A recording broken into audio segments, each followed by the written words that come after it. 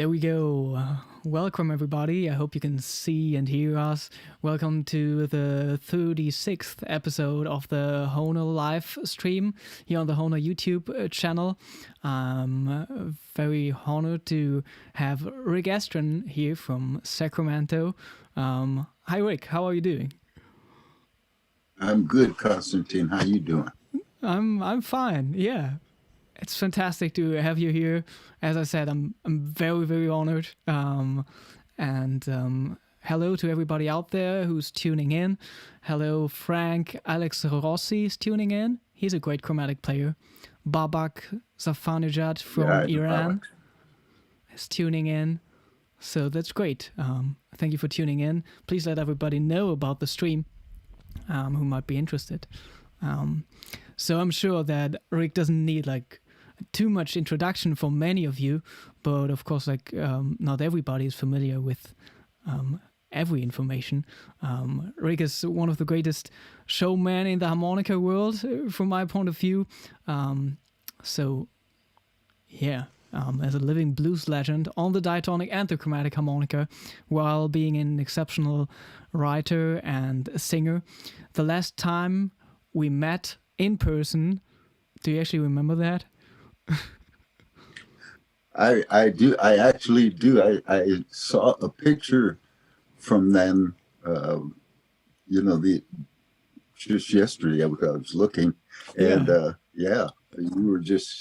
you were. I guess you were a teenager. I don't know. You were young. Yeah, it was at the World Harmonica Festival in Trossing in 2013. So 7 years ago. I'm at 17 years old. Yeah. Yeah, that's still a teenage age. Yeah. Yes.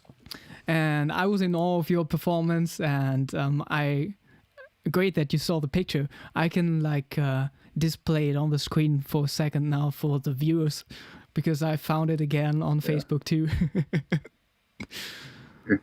So that was right after your performance, I think. Oh, okay.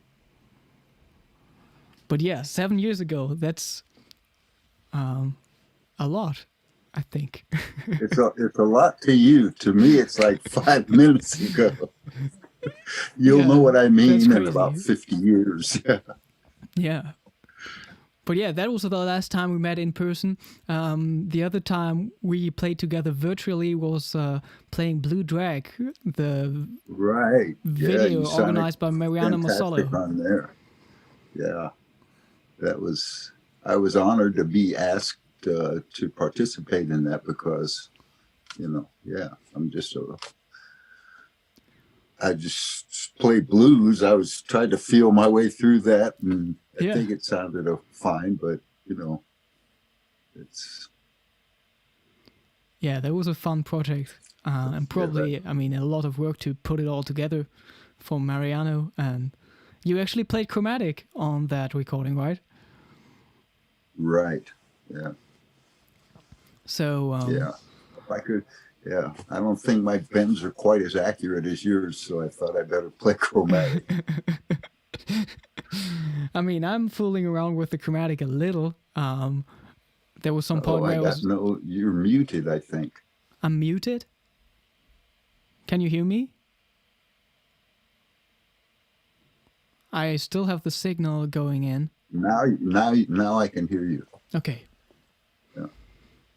Yeah, I'm fooling around a little bit on the chromatic sometimes. If people want me to, or I was heavily into your chromatic playing and Dennis Grunling's chromatic playing at some point, where I also was a heavy tongue blocker for a year or something. But yeah, I can only play blues in D minor. Yeah, okay. But yeah, that's great. So there's a lot of stuff we can talk about today. Of course, we're interested in the harmonica stuff, but at the same time, we could talk for hours about songwriting or singing, whatever. Whatever you want to talk about. I'm full of opinions. That's great. Opinions are great for the internet. But yeah, starting with your musical beginnings, of course, like just for a moment, because probably not everybody knows. You started harmonica at the age of 16, from what I read. Mm-hmm. And the expression or the possibilities of expressing yourself on the harmonica played a huge role there. Can you tell us more about that? Yeah, I think the fact that it's so close to a human voice, you know, it can replicate all the anguish that a human voice can, you know, it can cry and it can scream and it, you know, can do moan and it can do all these different things. And so that, you know, obviously that spoke to me something about it. And plus I have an older sister who had some Jimmy Reed records. Okay. And there was something about the blues and the I just romanticized this idea of, you know, the expressing your emotions that way, you know, and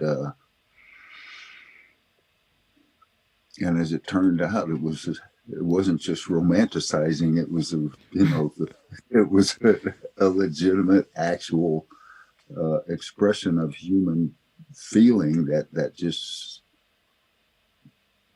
moved me so much I wanted to do it myself. Yeah. Yeah, it really feels good to play the instrument. That's a fact. And also like the motivation you get like starting out is uncomparable to other instruments because it sounds like music from the very first moment on, right? Right. Yeah. Oh, because it's already in a chord. Yeah. So Yeah. you have that, but also it's, I mean, in a way it's so connected to your body in a I mean, it's not your fingertips. It's your actual your life force, your breath. You know. Yeah, So there's like not too much outside physical action involved. right, right. So what was the first instrument back then you started on? Was it a diatonic or a chromatic or like a specific model? I think the first thing I had was what I still play today, Hohner Marine Band. Okay. It was before, you know, they didn't have, you know, crossovers or deluxes or anything then, but yeah, just a regular Hohner Marine Band. Then at one point I had I got a few old standbys because I saw pictures of Sonny Boy with an old standby and pictures of Jazz Gillum.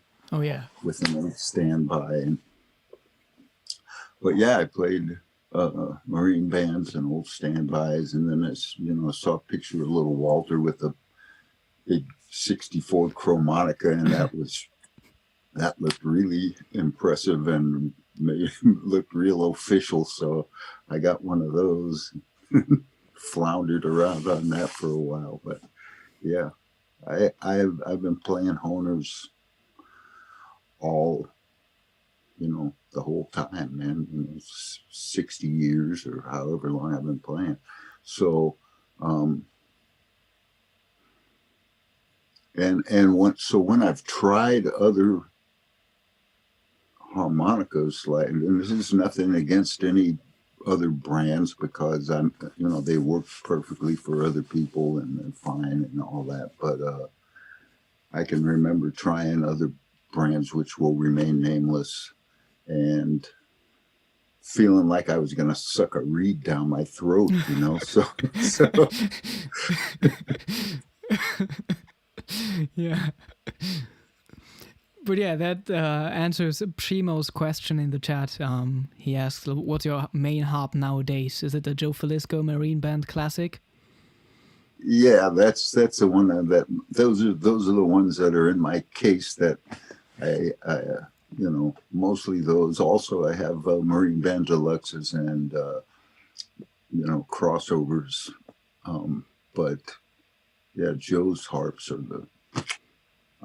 He slowly. I remember when I first met Joe, his harps were a little too easy to play. They were. I had a tendency to bend them out of tune, and not permanently out of tune, but just over bend, you know, past the pitch because they were so easy to play. And gradually over time, he just got me accustomed to play his harps to where now, you know, yeah, I'm spoiled, I think.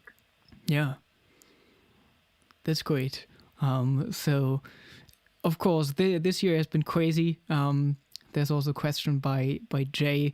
I mean, usually you are touring like, I would say, like 2/3 of the year. You started touring maybe at the age of 20. Is that true? So how did it feel like to not tour after so many years? It's, you know, gradually over the years, we used to be on the road 300 nights a year. So, and then gradually over the years, we were home more and more because there are not as many clubs and things. But my life revolved around touring and performing and traveling and my whole life, you know, until this year. So, but what I've found in staying home, and I don't know if you've had this experience, but being on the road and you're so busy, and then occasionally you'll have 2 or 3 days off where you get to stay in one hotel for 2 or 3 days, and you just love it. You know, it's just, you cherish those. Yeah. That little time where you get to stop and, you know, take it easy for a minute. So this whole year has been like that. It reminds me of having days off on the road, except I'm home, you know, but I got, you know, I think when I originally thought I would be a musician, there was a part of me that thought that it would be a good way to avoid labor and responsibility, which it didn't turn out to be. but this pandemic year has been kind of the, you know, realization of that dream. I've been avoiding labor and responsibility. You know, I just I'm lucky I paid my house off decades ago. So, you know, when live music was, you know, really popular. And so, yeah. I've just been staying around the house, and all the,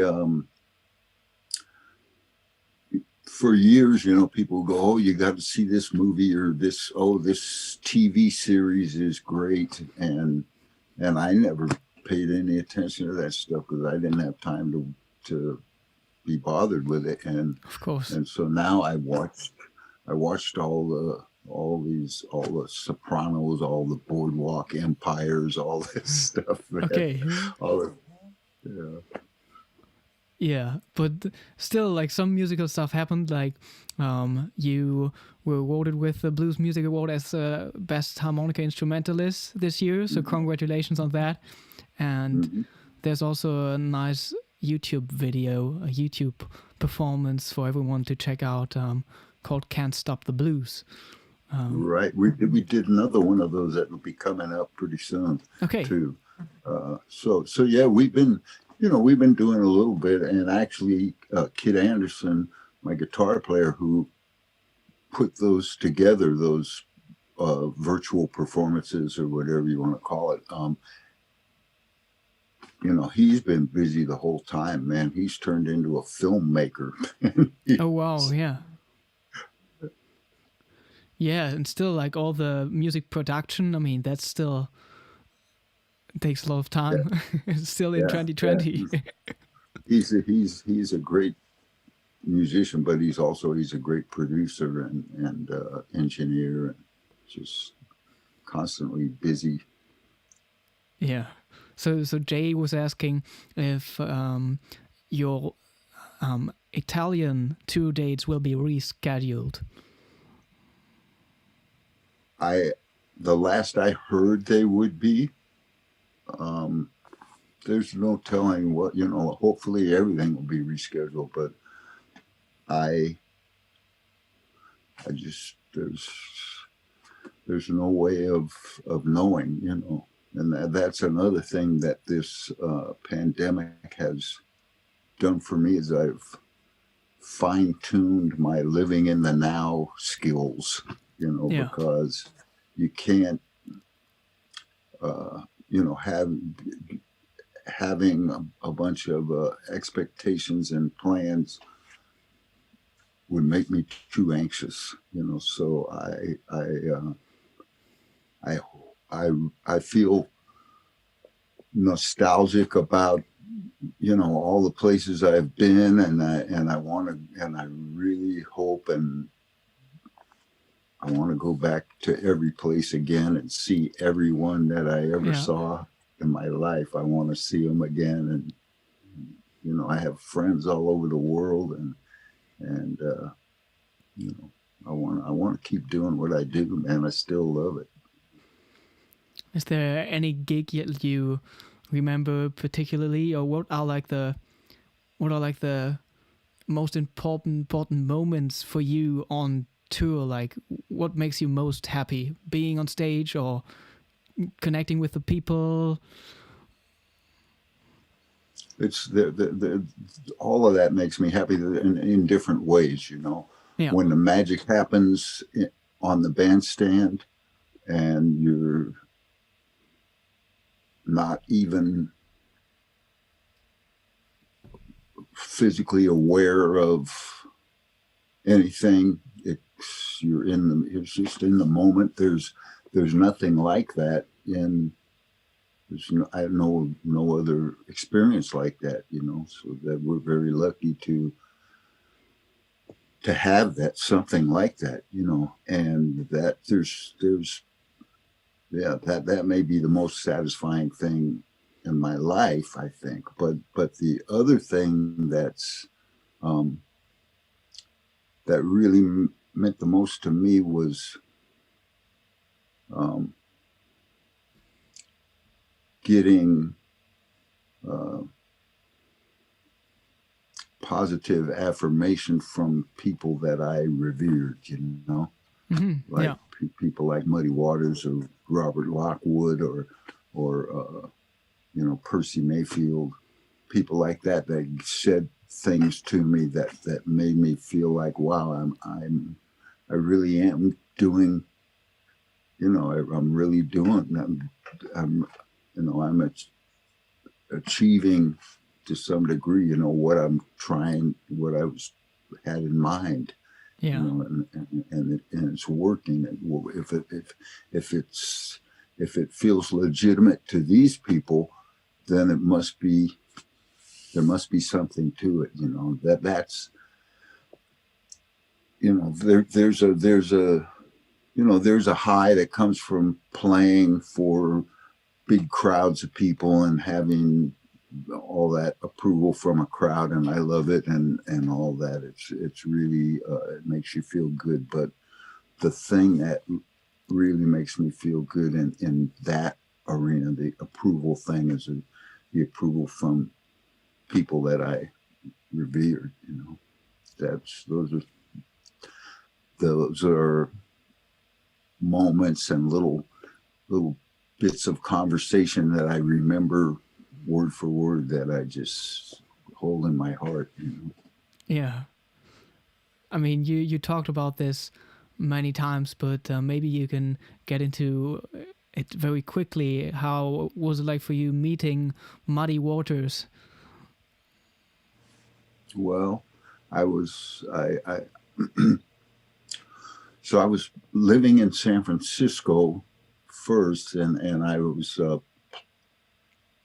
starting to play, and I played. I had a gig playing with a guy named Fillmore Slim, who I still know. He's still alive. And actually Kid Anderson and I produced a record on him last year. And while I was playing that gig, we were playing 5 nights a week in a club. And while I was playing that gig, I went to buy a harmonica at a store, and I met Jerry Portnoy in there. And Jerry was just we were both just learning. We were both just starting to play, Okay. But I had a gig, so he would come down to my gig, and in the daytime, we didn't live that far apart. We met and we became friends, and we would, one of us would discover something and show it to the other one, and all that. So then Jerry's father got sick, and Jerry was from Chicago, and his father got sick, so he had to go back to Chicago. So when he moved back to Chicago, and in those days, there was no, you probably can't even imagine this, but there was no cell phones, no email, no nothing, so, but he would send me postcards telling me what it was like in Chicago and how he had set in with the Aces and all the different people he saw and everything. So I moved to Chicago, so I went to Chicago, and I was like 20 years old, and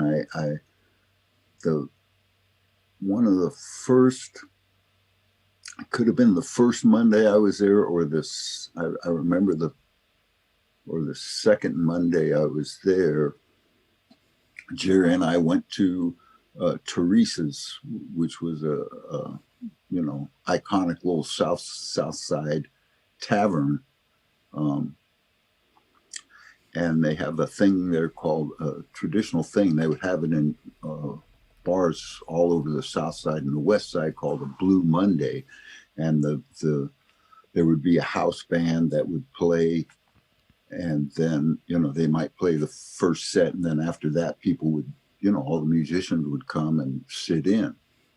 And so that night, it sounds like a fantasy now, but at that time, this was just normal stuff. So this was just a very low down little tavern. The band was sitting in folding chairs on the floor. There's no bandstand or anything, and but the house band that night was Freddie Belo on drums, and Buddy Guy on guitar, and Sammy Lawhorn on guitar, and I can't remember who the bass player was, but and everybody was there. The place was packed. Junior Wells was in there, Carrie Bell was in there, Lewis Myers was there, Billy Boy Arnold was there, just tons of people. And anyway, I sat in and I got over. I think I had just learned how to tongue block all the way up and down the harp, Okay. how to bend and how to really milk the notes with a thick sound, and at that time, to me, it felt like a big deal, and I think that, I think there's a lot more good harmonica players today than there was then. Yeah. I think there are, because there's there's there's more of a spirit of community now than there was then. At that time, it was especially in very 2020. secret. At that time, it was all secretive and guarded, you know. Yeah. And so I sat in, and Carrie Bell was at that time playing in Muddy's band, and he told me that he was getting ready to quit and that I should come down to the Sutherland Hotel that weekend, and that he was playing there with Muddy on Friday and Saturday, and that I could, you know, he'd hook it up so I could sit in, and if Muddy liked me, I could have the gig because he was going to quit. So I went there on Friday night, and Jerry went with me. Actually, he he was my pal, man. And he was from there, so he knew his way around a little bit, and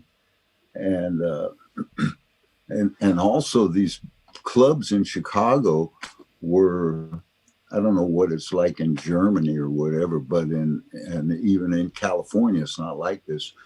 Clubs in Chicago, you could have a special license that would allow you to remain open till 4 a.m.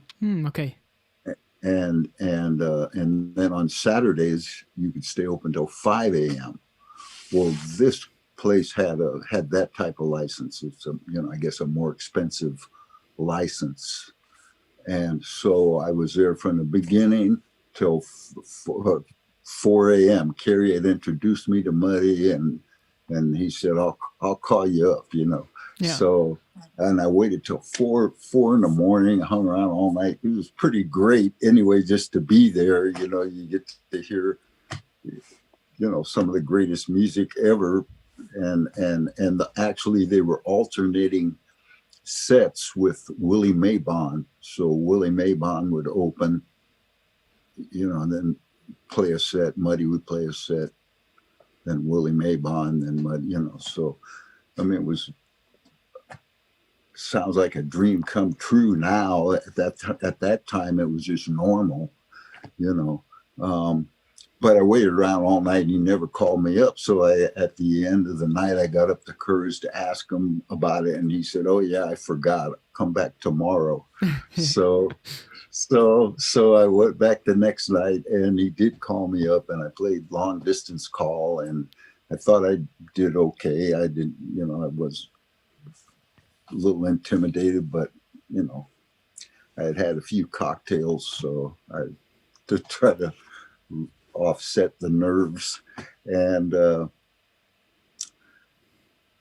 so then he went like this. When he went on break, he was sitting at a table, like a booth with padded seats and stuff, and he went like this, and he sort of halfway stood up, and I walked over there, and he's shook his finger in my face, and he goes, "You got a sight, boy. So you play like a man, boy. You got that sound, boy. I know that sound when I hear it. That's my sound." And I was just, internally, I was levitating, man. And so he asked me what were my plans and what was I doing and this and that. And I told him, well, I told him I was thinking about going back to California. And this is kind of embarrassing, but this is just, I was a kid, man. I didn't know. So I had a girl in California that had broken up with me. So she didn't want me. But I wanted to go back and, try to beg my way back in with her. And, so I told him I was thinking about leaving. He said, "Don't leave town for about at least 3 weeks." So I kept waiting for him to call, and he gave me his phone number. And I didn't have the nerve to call him during that whole time, but I gave him the phone number where I was staying. But where I was staying then was with a different girl that had bought my plane ticket, who I didn't really like, but I was just, I kind of was, had a little bit of marginal character at the time. So I waited for him to call, and he didn't call, and I ended up going back to California for a few more months till eventually I came back to Chicago. And when I came back to Chicago, Paul Osher, who had left the band, for a while, and Kerry was in there, Paul came back. So Paul had the gig when I came back to Chicago. So that was that. But it was, I never forgot that. Muddy, and I would always sit in with Muddy when I would see him, and he was always really great to me, and really, really nice to me. And I treasure that kind of stuff. Robert Lockwood, later on, I met him, and I was old enough to really appreciate it then. And he said some really nice things to me that, and he didn't even like harmonica players, and he, so he was really cool. He used to come see us all the time when we would play in Cleveland, and he actually encouraged me to buy a house. He's like one of the reasons I own a house right now. Okay. He told me, what are you doing with your money? And I said, I don't know. You need to get you a house. So that's what I did, man. And before he died, I was able to tell him I paid it off, So, but yeah, Robert Lockwood and Percy Mayfield,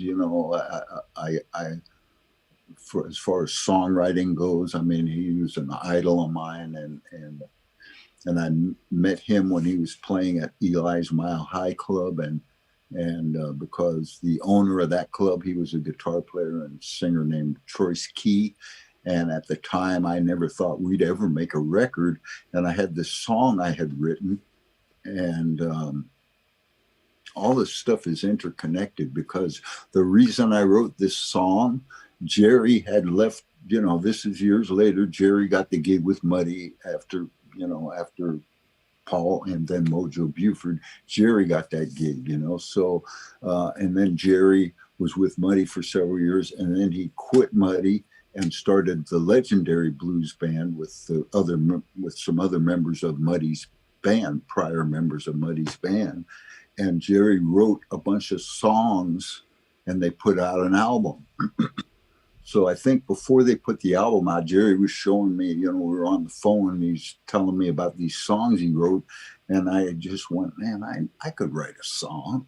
And so I drank a pot of coffee and wrote a song. So I didn't know what I was going to do with this song. We were performing it in clubs. I was already with Little Charlie. And the song was called TV Crazy. And I thought, well, this would be a good song for Troyce, because they made records, Troyce Key was making records. So I didn't think we'd ever make a record. So I brought the song down to Troyce, and he owned this club, and Percy Mayfield was playing there that night. So Percy was there, and I showed Troyce the song, just sang it to him with no accompaniment. And Percy started singing along with the chorus or in the refrain portion of the song. He started singing along, and he was laughing. And when I was done, he goes, "Man, you wrote that?" And I go, "Yeah." And he said, "Boy, that's a good song, man." And I was just, once again, I was,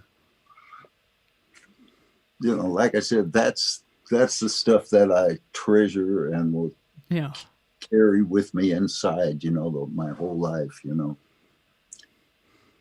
Yeah, it's fantastic to hear these stories. Everybody in the chat is happy about it.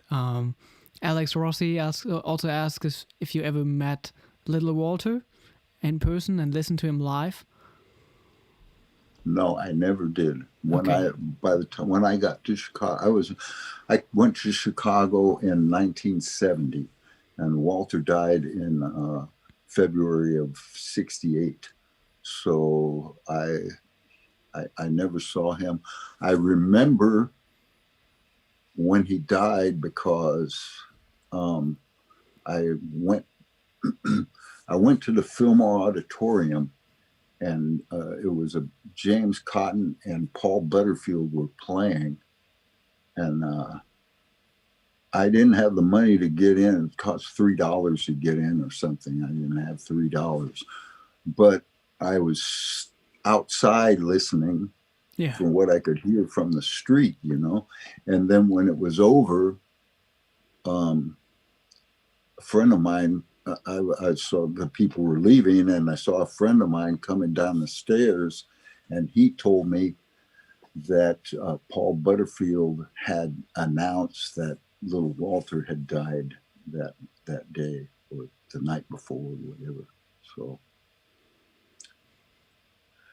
and that's what I remember of it. Yeah, so he was a huge presence still, I mean, he set the standard for Chicago blues harmonica, and everybody,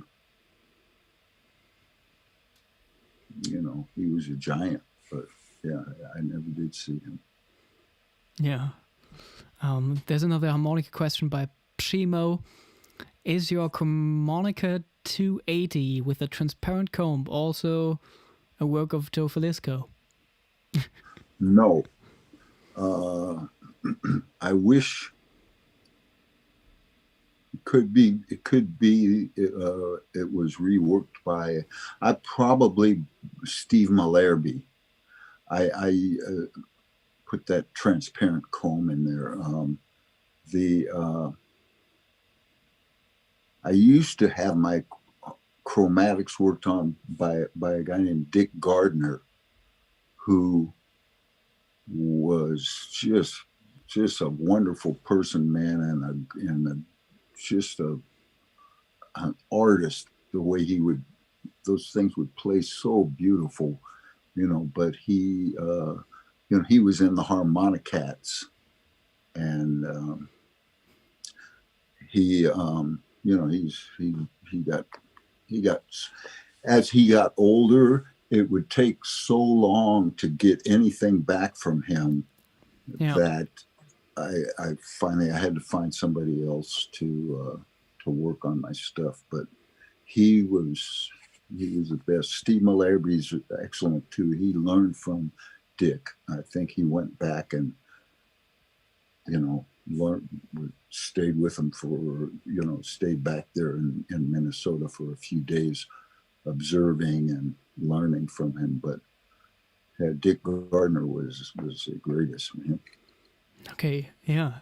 There's a question an interesting question, maybe even concerning like stage presence or like in general, what are like suggestions or tips for beginners to like start playing harmonica in front of people? Like to overcome the fear of playing in front of people. To overcome stage fright?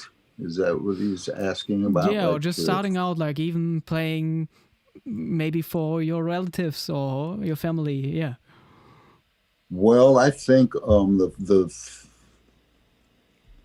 first thing is to play by yourself until you're sure that you sound tolerable. Because that's, I think that's the most important thing. Yeah.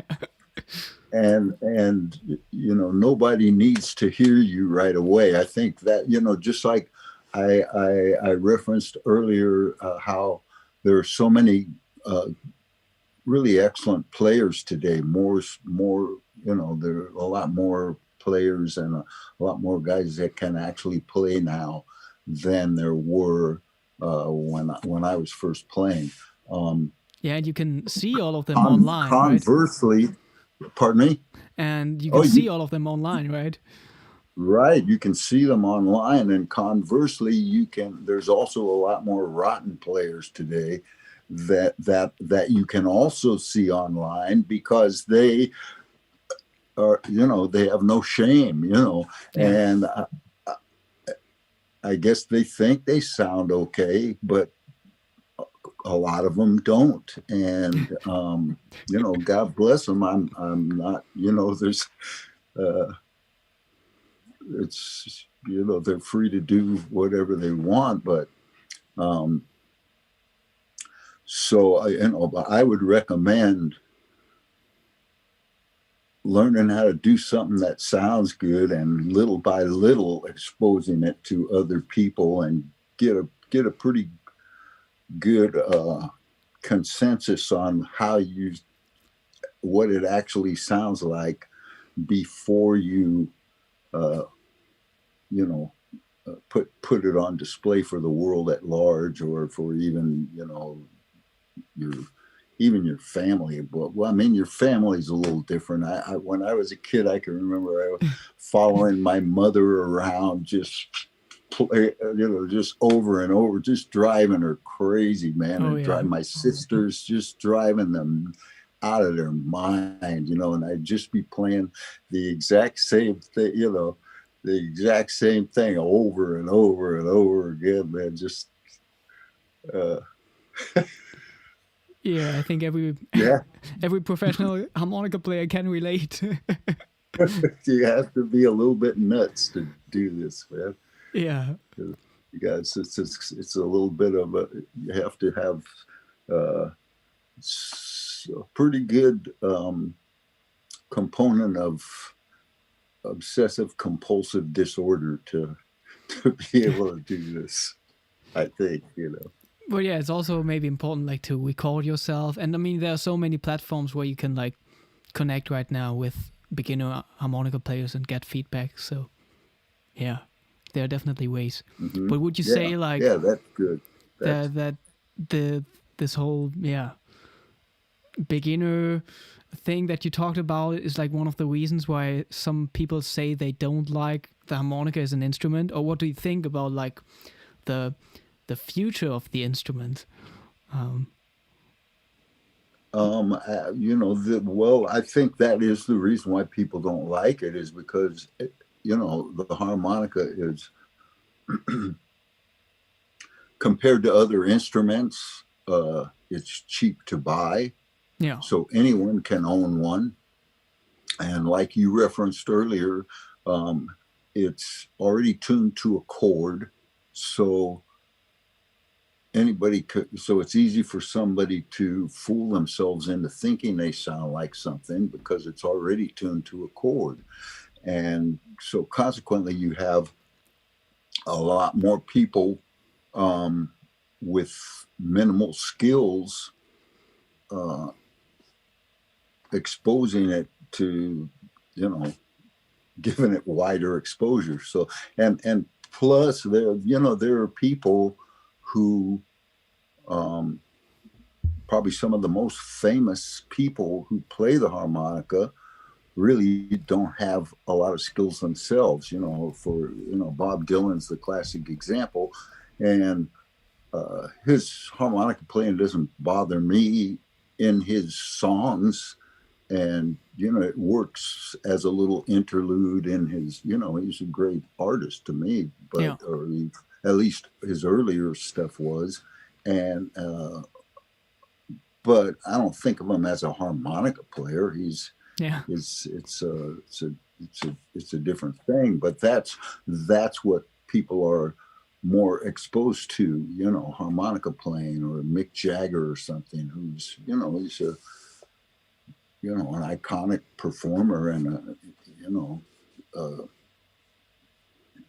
a huge talent, but he doesn't have a lot of skills on the harmonica. It's just the probability is just way bigger that somebody listened to some bad harmonica player compared to having her a great player. Right. So So, but I think the fact that they're so cheap and they're tuned to a chord, most people have, that's what most people hear is, inferior playing, and it's harmonica can be really annoying. Yeah. So yeah, so you don't get the respect. I mean, because it's unless somebody has spent a lot of time working on it, it's barely a legitimate instrument, in the hands of, majority of what I call them Hohner owners. Yeah. So you said that, of course, like some time ago, the situation like learning the instrument was like very different, and you played a lot with Jerry. That's what you said. But you're also taking advantage and teaching. You have a great instructional DVD out, which is also very entertaining. Do you still teach nowadays? Or have you ever done like heavy teaching on harmonica? I don't really think of myself as a teacher. That's why that DVD is so different than anyone else's instructional thing, because I never I never thought about it in that way. For me, it's more of a feel thing. But over the last, it might be about 5 years now, I don't know, I've been a few times a year, I'll record a series of lessons for a site called Sonic Junction. And I've been doing that. Jerry also teaches on there. He's the one that hooked me up with okay. it. And also Dennis teaches on there, on Sonic Junction. So I think I address things that a lot of people don't talk about. Yeah. And I think that there's value in some of the things that I call more attention to than other teachers. So I think it's, I think I have something to offer. I think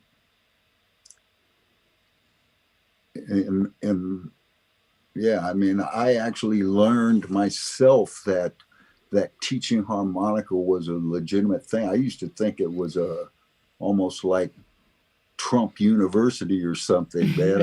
Like just a complete a fraudulent deal, because you can't see anything, and you can't, and that was the attitude of all the blues guys that I was around, Big Walter Cotton, any of those guys. Was like, their attitude was like, hell, I figured it out, you figure it out,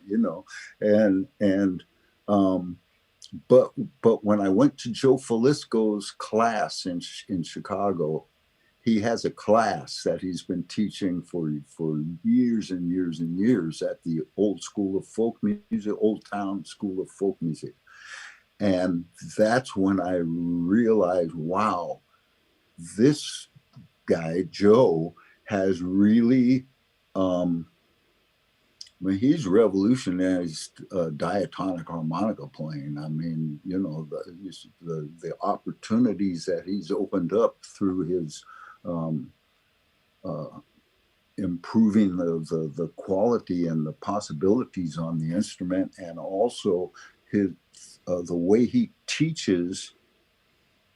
He has found ways of describing all these invisible things that are so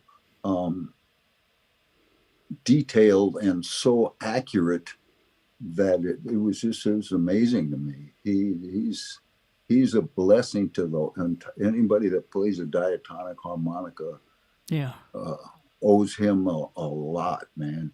He has changed everything, and anybody that owns a diatonic harmonica today, that's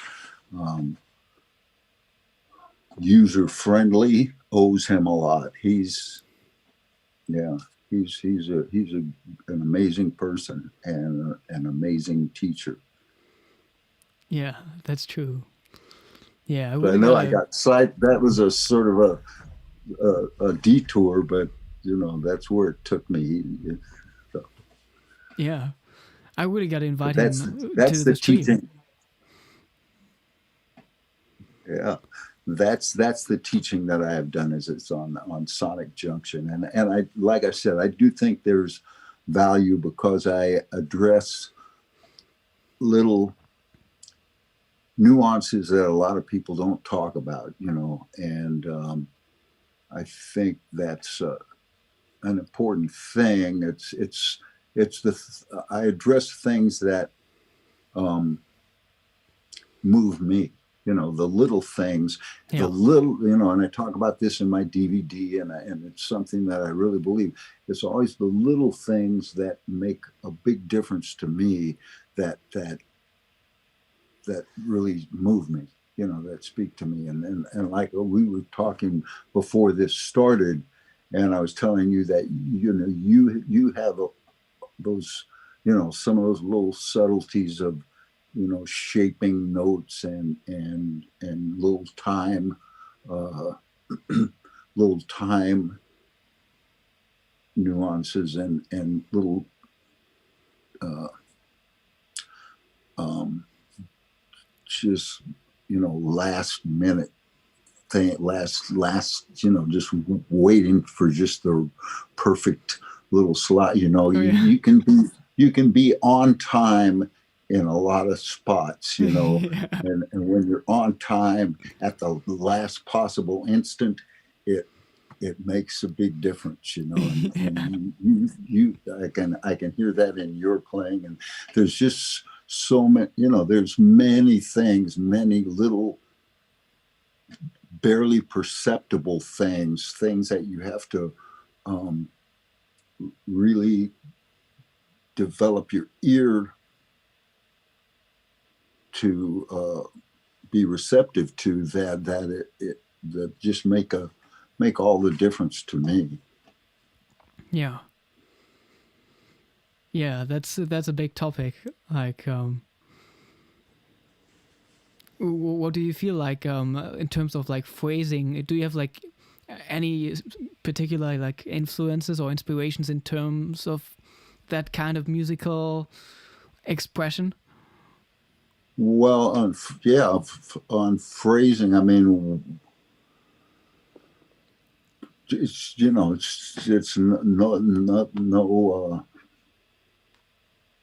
no big revelations on who, I think, I listen to Little Walter's phrasing, and it's just so fascinating and so just captivating. And the same thing with Rice Miller, his phrasing it's another, each of those guys has a different uh, internal groove that I have tried to latch on to aspects of it, whatever I could glean from it, I would take, and then over time you internalize this stuff and it becomes the way I play. Yeah.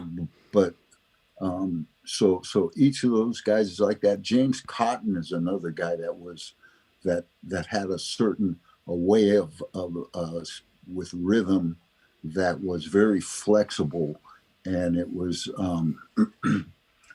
he really had a a, a way of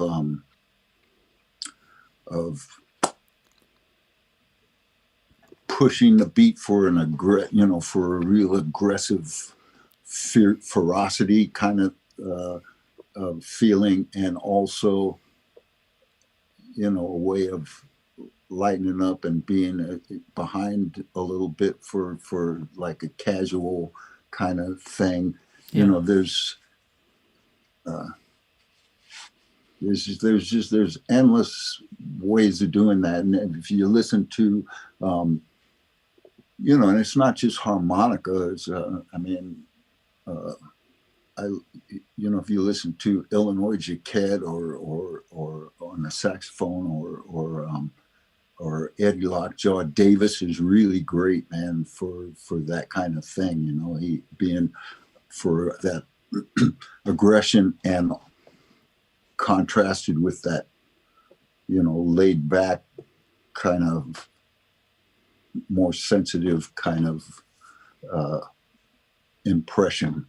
And the other thing about Eddie Lockjaw Davis, man, he sounds like his tone on the saxophone at times, it sounds almost like he's playing through an static microphone or something. Okay. So, yeah, that's also something I like that you talked about, shaping the notes. That's so important. Like, that's what I talked about last stream too with Long Dang, who's a Chinese harmonica player. We talked about massaging the notes. Oh, okay, that's a good word. Yeah, that's a good word for it. Yeah, and I, when I've seen you online and stuff, because I didn't see you when I met you, in Germany, but yeah, I really noticed that about you. Is you do that, you do that, and that's what Long Dang came up with last time. Yeah. And I thought, that's exactly what I want to do. I want to massage the notes. Yeah.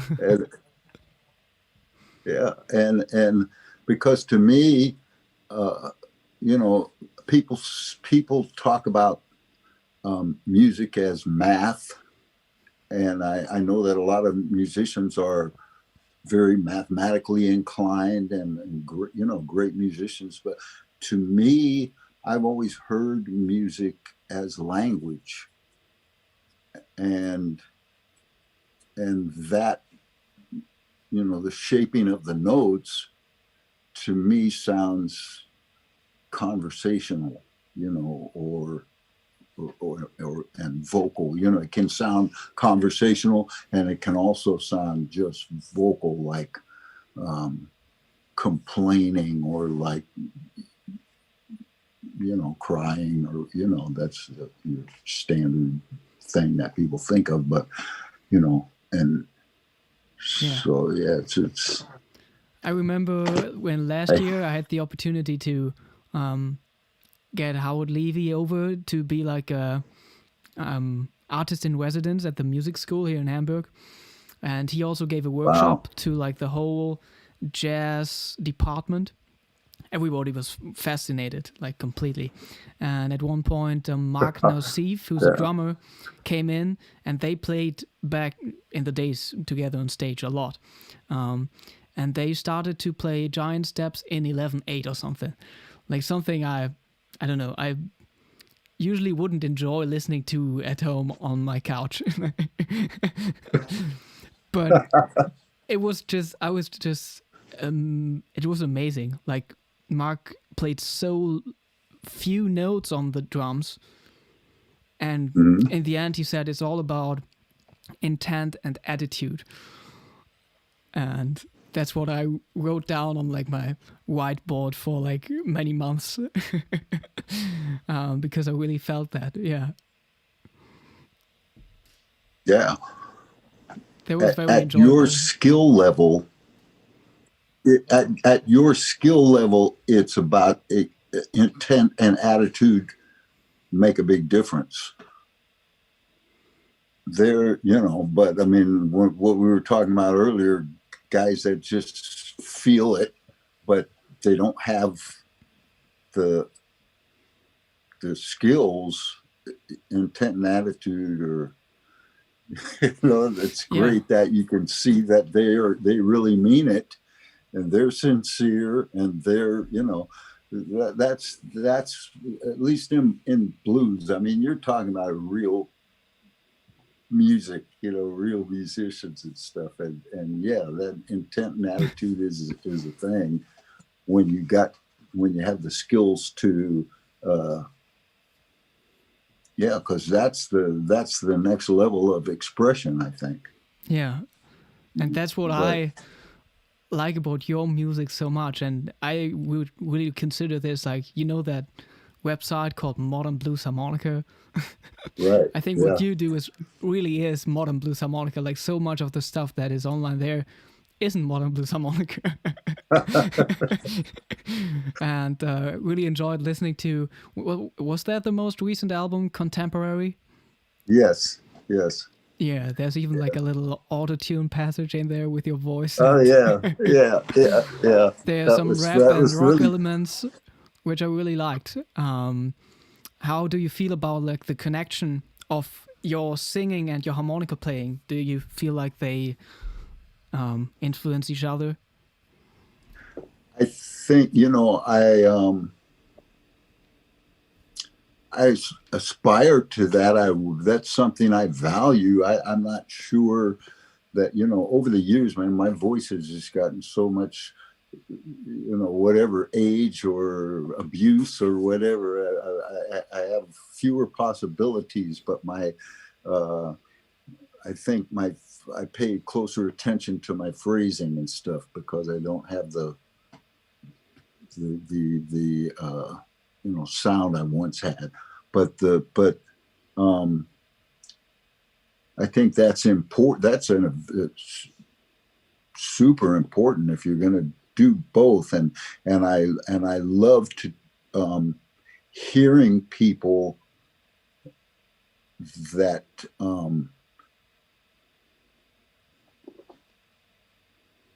where it's all part of a whole, where it's part of one, where it's all one thing, like, obvious examples would be pre-war blues guys, Oh yeah, that solo artists and stuff like that. But the guys that really just get to me, it would be like John Lee Williamson, the first Sonny Boy. The way that he would go, back and forth with his vocals and his harp, and he was really the foundation of what I would call modern Chicago blues. And yeah, and Rice Miller was just incredible with that vocally, with the way his vocals and his harmonica matched and also worked together. I got years ago, I got some recordings from a friend that it was all Rice Miller solo, and it's just people don't even. As revered as he is, and as widely loved as he is, and as big a name as he is in blues harmonica, people really don't even know how great that guy was, man. yeah, The things that he's a guy, he's a guy that there are things I hear him doing and I don't know, I can't catch on, I cannot catch on to what he's doing. The little rhythmic things, I have to do some alternate thing if I want to simulate what he's doing. I just can't seem to. I got my own way of feeling it, but man, he was to me, that's the pinnacle of having the voice and the instrument working together in my, that's what moves me. Sonny Terry was great at that, and all those pre-war people who played solo especially were really amazing, yeah, and I think in those days, like when I said you have a lot better players now in a certain way, or not a lot better, a lot more good players now. You don't have better players, but you have more excellent players now. But back in the you know, whatever, 80 years ago or however long, when you think of, there was nothing else to do. There was no, for, at least in blues anyway, you think most of these guys, they couldn't even read a book to kill time. So they were just, and their life depended on being able to play like that, because that got them out of work, got them out of hard physical labor. And you had no television, no, all these distractions were not there. So people would just get, microscopic with how to play. And I believe that's what it takes for most of us to be, to attain that degree of proficiency, is you got to be like a microscope on what you're trying to do and what you're trying to learn. And in those days, those guys had much fewer distractions. Yeah, I think maybe that's a theory anyway. But yeah, I would also say that that's like one of the highest levels. Like if you can play a small show like just by yourself, just with harmonica and maybe singing, that's something. It really is. I always, and I because when I was younger, especially too, I would get more resentful of people and stuff, and I would think, boy, I just want to play by myself. I don't want to need anybody. So I always, admired that and thought that was great. Yeah. I'm not sure if you want to play today, but there are many people in the chat who want to hear some harmonica playing. Oh, okay. There's Shervin Sorabi, I don't know, probably from Iran, and Ingo. Sounds very German to me. Wow, okay. From Iran, man. So you had suggested I do this, so you gotta understand. Yeah, that was very selfish because I love it. Okay, so just a disclaimer, I've been off work for 9 months. So here we go. So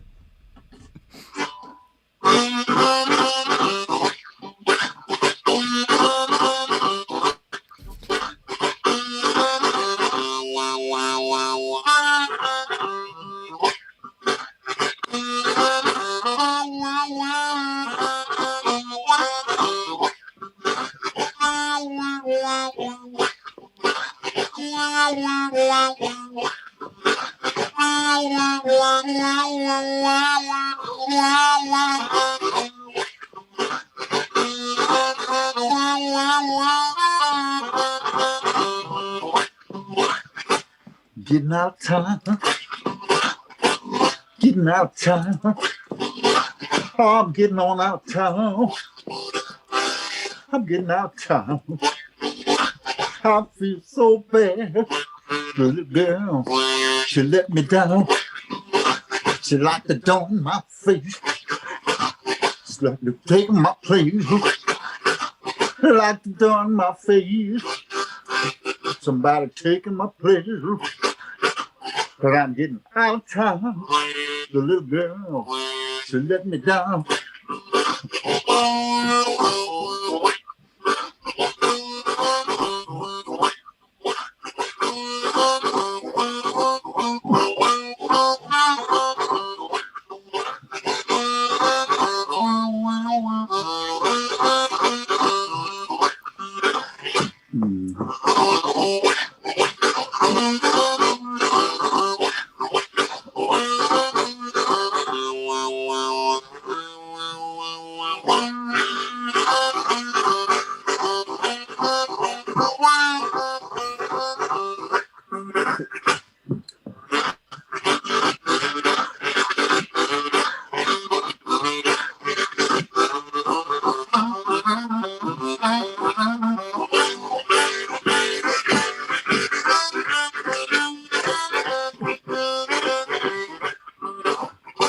I ain't gonna write, ain't gonna call her on the phone. No, I ain't gonna write, ain't gonna call her on the phone. Cause I'm getting out of town. The little girl, she let me down.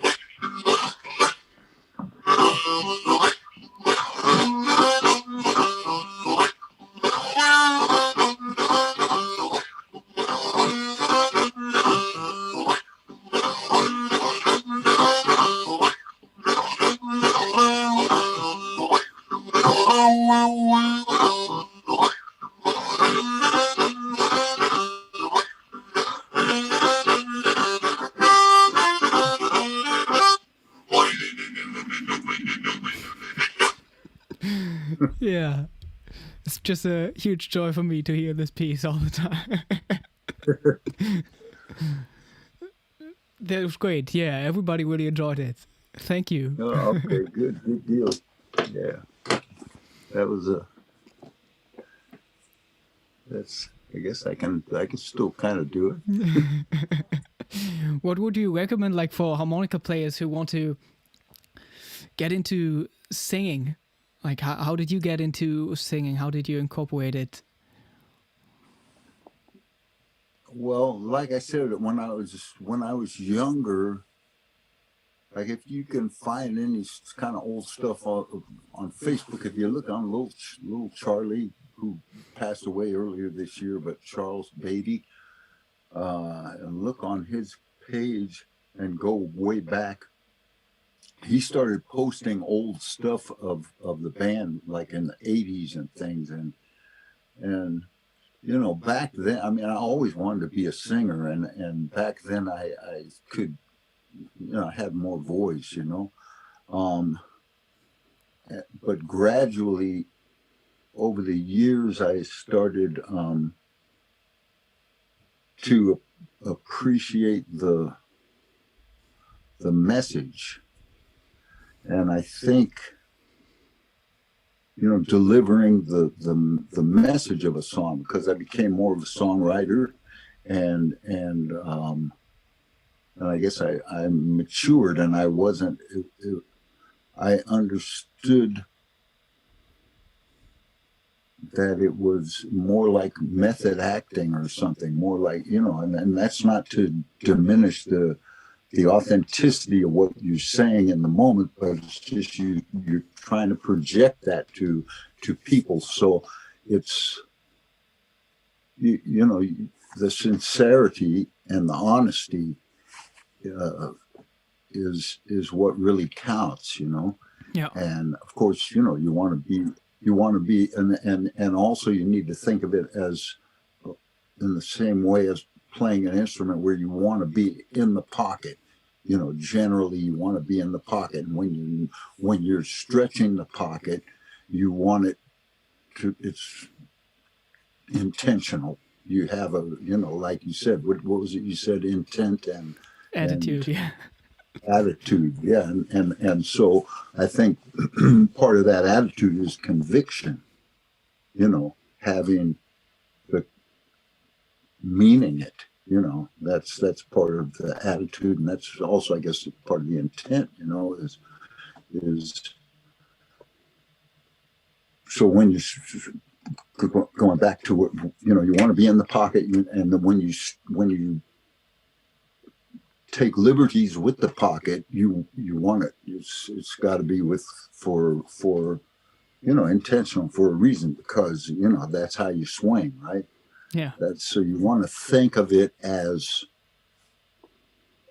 an instrument, you know, not just delivering the words, but, you know, and the words are important. You want to enunciate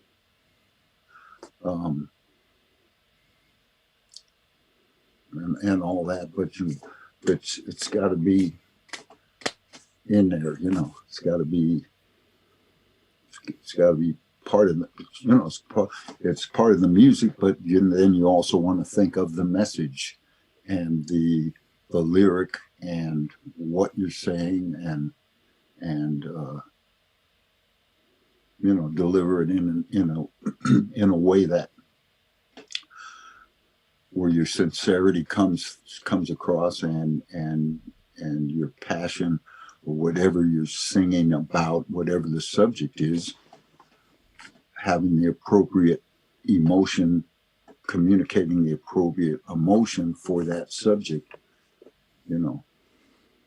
Yeah, so that's probably also an answer to Mark's question in the chat concerning general songwriting tips or advice.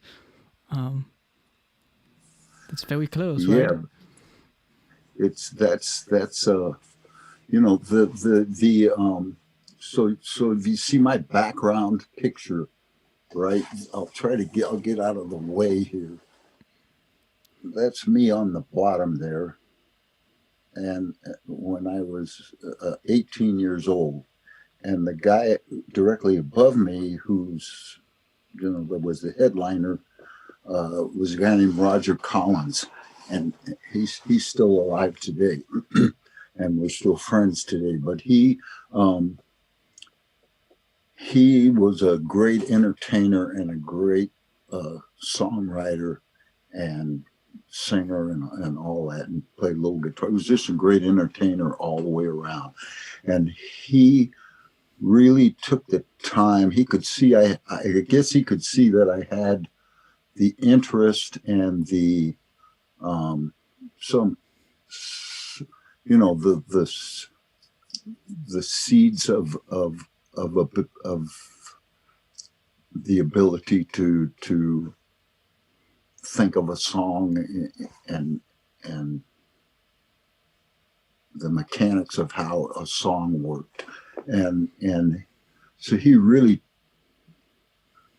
tried to teach me back then a lot of the principles that I still refer back to today in writing songs, which is, it's got to be interesting.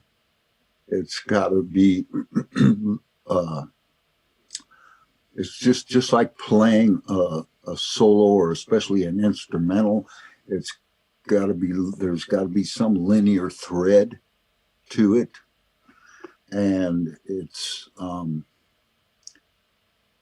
and you want to tell a story that's going to be captivating. You need to grab people in the beginning, and it's nice if you can tie it up at the end with some type of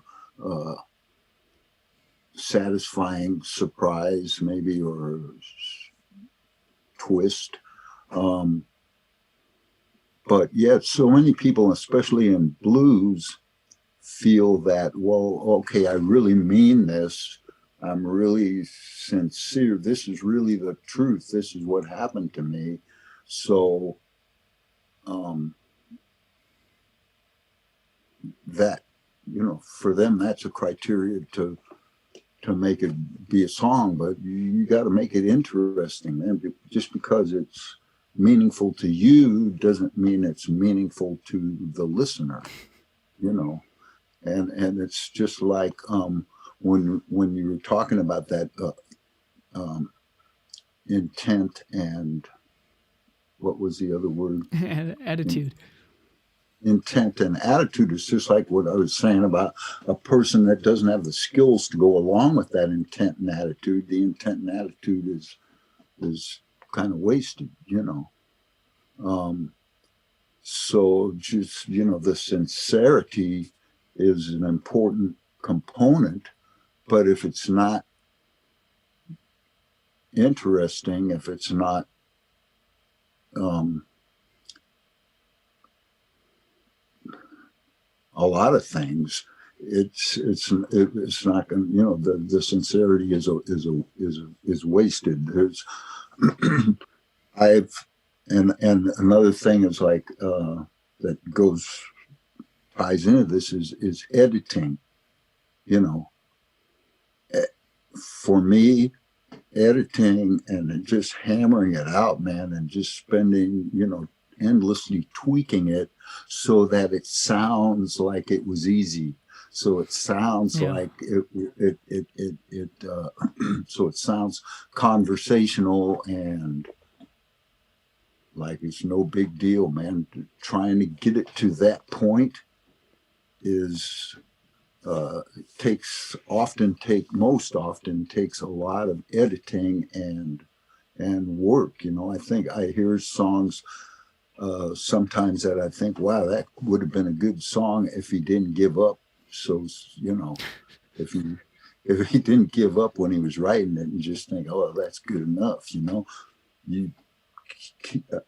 I like to stick with it until I think I have a pretty good internal compass for for the things that I try to write. There are plenty of amazing songs that I just listen to and I'm just in wonder, and I just go, man, I could have never thought of that in a million years. You know, that's just genius, you know, but I think there's a certain thing that I have an ability to do, a certain type of thing that I think I can be me better than anybody, you know, and that's all any of us can do, you know. So, but there's a lot of things. I mean, I learned so many things about songwriting, you know,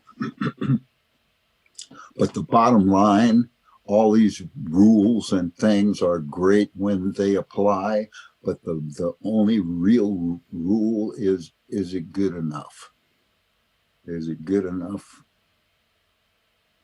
You know, does it do the job, you know? Yeah. And, you know, I can remember I had this one song, it has no harmonica in it, and it's kind of like a rock and roll kind of song about if you dig it, don't do it. I've been doing this song for forever. I think I wrote it in the 80s, and it's about a guy that goes to the doctor, and the doctor tells him all the stuff he needs to do, you know, and I asked a friend at the time who was a great songwriter too, and I said, do you think it's too long? Because it was a little bit long. And he said, you know, no song is too long or too short. It's just, if there's a problem, it's that it's not good enough to be that long or that short. and that's it, man. So I love songs. I love listening to, you know, I'm a fan of great writing. You know, I love so many, you know, so there's so many great. Percy Mayfield was one, you know, in blues, Rice Miller, you know, there was a guy named Baby Boy Warren who was just a great, there's a lot of great writers, man. And that's just in blues. I love all, you know, Johnny Mercer. I love Willie Nelson wrote some incredible songs. You know, there's just, you know, not to mention, you know, George and Ira Gershwin, all, you know, I mean, there's just so much stuff, man. So, you know, I love that art form. So I'm a fan, and I'm a fan of everything. Primarily, that's what I am, is a fan, you know. Yeah. You know, that's what made me want to do it. So. Great. Yeah. I think I learned a lot from what you said about songwriting, and I hope Mark did too. I hope that answered your question. Yeah. So we talked about like more than an hour now. Okay. I don't know if there are any questions left in the chat. But yeah, it was like a huge pleasure for me to talk to you. Oh man, it's great to talk to you again. I hope to see you at some point again. Maybe I sure hope so. At the World man. Harmonica Festival or something. I would love. I mean, with this pandemic and everything, man, it's my dream to be able to. I just hope I'll be able to go overseas again and you know, just to some degree pick up where we left off. You know, that last album we put out, you know, contemporary that you referenced. that came out, fall of last year. So that's been out for just a little over a year, and it was doing, it was getting a lot of really good attention, and it was we had a full year booked with a lot of great gigs and a lot of great travel. We were really excited about what was coming up, and just unfortunately, man, I mean, it's